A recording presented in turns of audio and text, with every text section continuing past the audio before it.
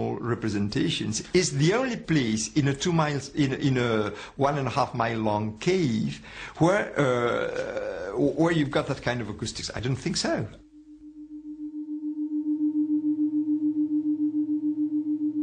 Skip Atwater is using sound and sensory deprivation to alter Carol's state of consciousness. Inside the Monroe Institute's cave-like isolation chamber, she can see nothing, feel nothing.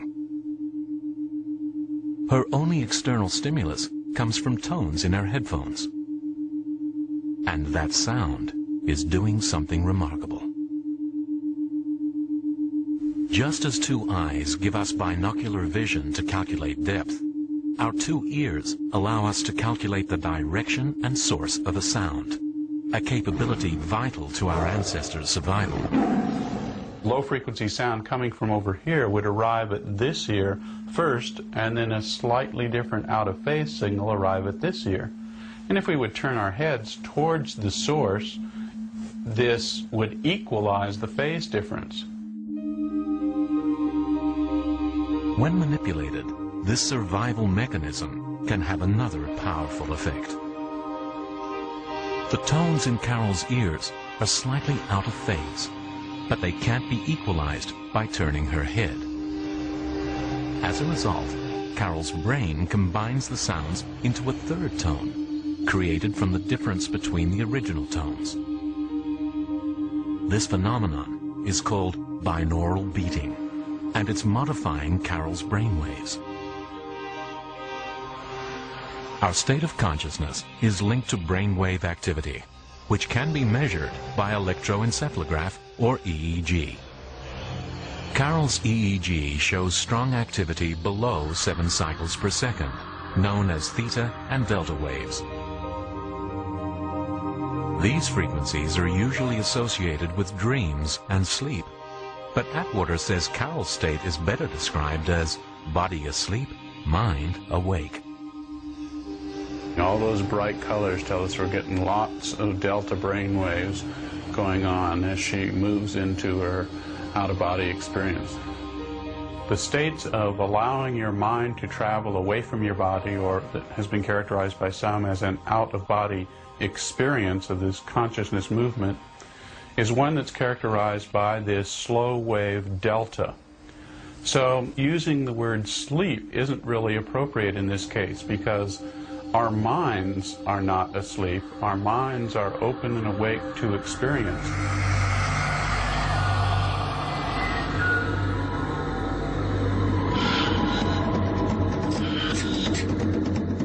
Stanley Krippner says ancient stories of flight were not inspired by aliens, but by shamans.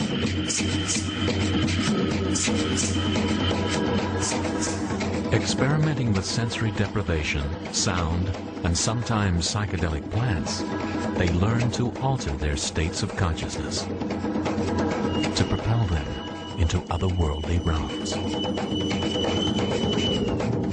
Drumming, dancing, dreams, drugs, the 4 Ds of shamanism, as I often say. This produces very vivid mental imagery, visual imagery, but also auditory imagery. This becomes the material for songs, for marvelous paintings, for even architectural structures. And this is something that was the province of the shaman. David Lewis Williams and Jean Clot have no doubt sound and ritual inspired the artists of Neo. It must have been a ritual center of some sort, I think. The deeper gallery to the gallery. They found further evidence the artists were in altered states. So now we're coming to the dots. Strange geometric patterns on the cave walls. Concave, and people put paint on their fingers, and then they marked the rock like that. Similar patterns, known as entoptic images, are often reported by modern humans entering an altered state of consciousness. There are a limited number of geometric shapes that are wired into the human nervous system that appear in glowing forms within one's vision. Entoptic images appear superimposed over normal vision. and are thought to be generated in the visual cortex, the part of the brain where signals from the eyes are processed.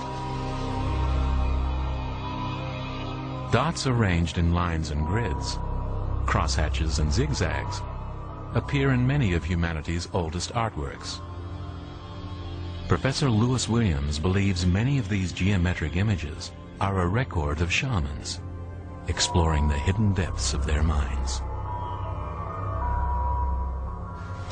Another very important form is the vortex or the spiral, which represents almost throughout the world the tunnel or the entrance to the spirit world. So that going through the vortex, the shaman then comes out on the other side in a completely new spiritual realm.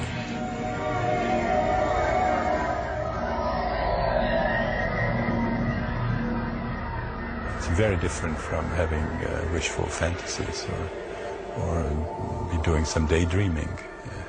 You know, it's literally an inner travel comparable to the space travel.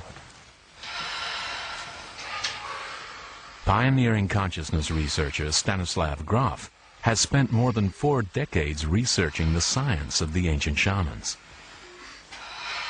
He says shamans also used breathing techniques to alter their consciousness. He teaches modern travelers to produce a mild form of oxygen deprivation in the brain, similar to that experienced by climbers at high altitudes. Grof believes the non-ordinary states this can produce were a fundamental part of all ancient cultures. The Western industrial civilization is really the only group of people throughout human history that does not hold the non-ordinary states in high esteem. Every other group sort of a tremendous appreciation of these states, and they spend a lot of time and energy trying to develop very safe and effective ways of inducing these non-ordinary states. Human consciousness remains largely a mystery to science. It's believed our awareness comes from a complex interaction between sensory signals, memories, and the subconscious mind.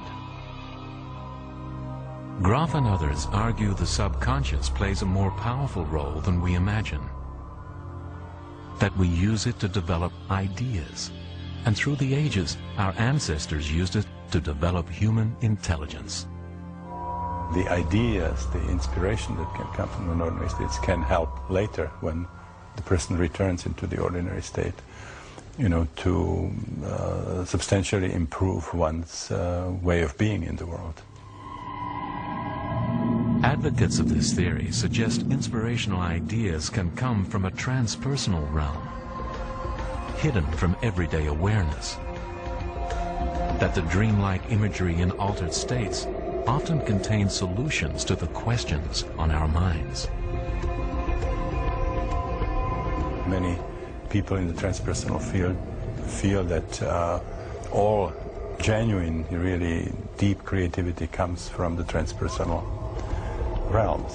Obviously, you have to do your homework. I mean, you have to sort of consume somehow the information of a particular discipline. You have to be aware of the problems. You have to define them very clearly. But the solution very frequently comes in a non-ordinary state. Some of modern science's great discoveries have occurred in dreamlike flights of the imagination. In 1862, after dreaming of a snake biting its tail, chemist August Kekule predicted the circular structure of the benzene molecule, a breakthrough vital to understanding the chemistry of life. Molecular researcher Dr. Kari Mullis started a genetic revolution in the 1990s when he designed an innovative DNA cloning technique. He credits the discovery to an altered state's flight along a strand of DNA. Even Albert Einstein claimed some of his theories, including the groundbreaking theory of relativity, came to him while he was in a twilight state. I think there's a great deal of evidence that intelligence originally was quite modular, very much like a Swiss Army knife. where each